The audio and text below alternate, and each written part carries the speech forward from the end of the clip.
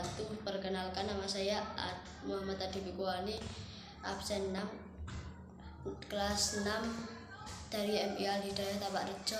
Saya akan membuat wawancara situs bersejarah.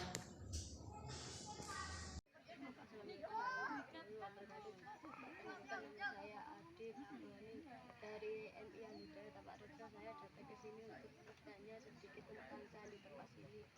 Maaf, ini dengan Bapak silakan. Tadi Dek Adi ya, memperkenalkan diri dari MTS Al Hidayah Tabak Rejo. Begitu juga saya perkenalkan dulu, nama saya Pak Darno Setiantoro, juru pelihara Candi Tepas. Mungkin ada yang ingin ditanyakan pada saat ini, silakan, ayo tanya apa. Sejak kapan Bapak menjaga Candi Tepas ini? Nah, kalau bertanya tentang sejak kapan, saya menjadi juru kunci atau juru pelihara Candi Tepas ini mulai tahun 1994. Lama loh, 30 tahun lebih saya menjadi juru pelihara Candi Tepas. Terus Candi Tepas ini ditemukan tahun berapa? nah, untuk penemuan ditemukan pada tahun 1918. Nah, coba ingat, tahun itu kira-kira Indonesia merdeka apa belum? Nah, belum, berarti masa penjajahan Belanda. Itu ditemukan Candi Tepas. Terus Apa fungsi Candi Tepas ini pada zaman dulu? fungsinya itu zaman dulu ya, karena bangunan pura atau sanggar tempat ibadah umat Hindu belum banyak ya, sehingga Candi Tepas karena mayoritas pemeluk agamanya waktu kerajaan Majapahit itu Hindu, otomatis pertama untuk ibadah atau sembahyangan umat Hindu. Yang kedua, satu tempat untuk musyawarah. Siapa yang musyawarah?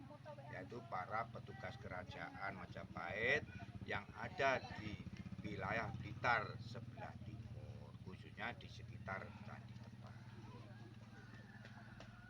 Lagi, Apakah setiap tahun diadakan acara oleh warga sekitar sini atau acara keagamaan? gini, untuk acara keagamaan jarang-jarang ya, karena apa?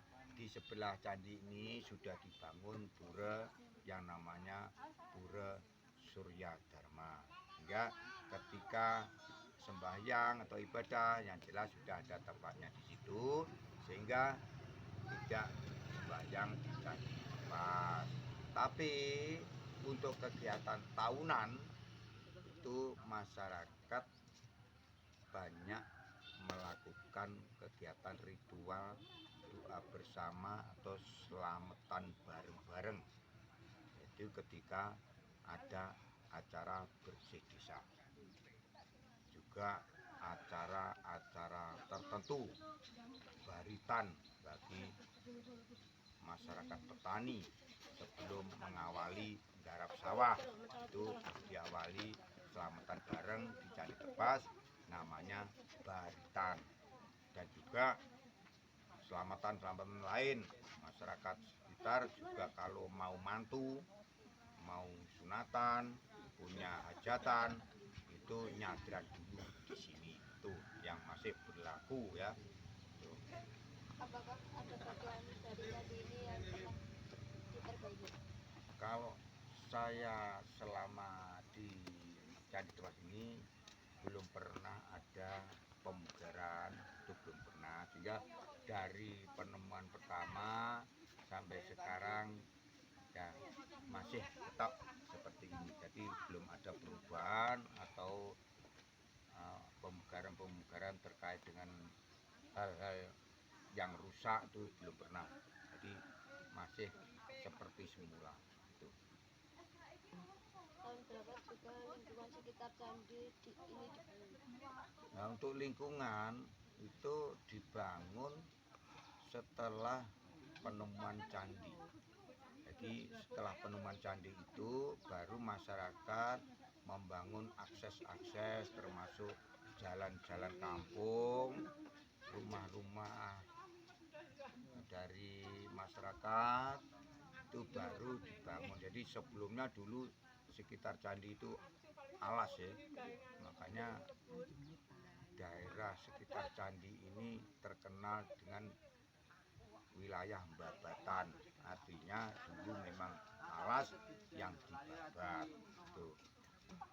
Sebagian menjaga di candi ini, apakah ada hal berkesan selama menjaga di sini? Saya kira ya berkesan, tetap berkesan, karena apa? Secara pribadi saya dipercaya oleh pemerintah untuk menjaga pelestarian Candi Tepas ini, dan atas dukungan masyarakat sekitar dari awal saya bekerja sampai sekarang Candi Tepas dan lingkungannya aman, tidak ada gangguan baik dari ulah orang jahil, dari bencana alam, ternyata sampai saat ini aman. Itulah kesan yang bisa saya rasakan, dan masyarakat selalu mendukung dalam selama saya bekerja di sini dari awal sampai sekarang. Gitu. Apakah ada cerita mitos yang berkembang di masyarakat sekitar candi ini? Nah, secara singkat memang ada mitos yang berkembang di masyarakat, itu yakin bahwa di candi ini ada penghuni yang disebut makhluk gaib ataupun makhluk astral yang menghuni Candi Tepas ini. Dan hal itu pun memang kemungkinan besar bisa dilihat dan dirasakan oleh orang-orang tertentu. Tidak semua orang bisa merasakan atau melihat makhluk-makhluk semacam itu kalau tidak mempunyai kemampuan kelebihan mata batinnya ya. Itu yang saya sampaikan. Mungkin ada lagi, kalau sudah cukup ya terima kasih, semoga bermanfaat, ada kurang lebihnya mohon maaf. Semoga adik-adik giat bekerja, giat belajar, nantinya jadi orang sukses ya. Oke.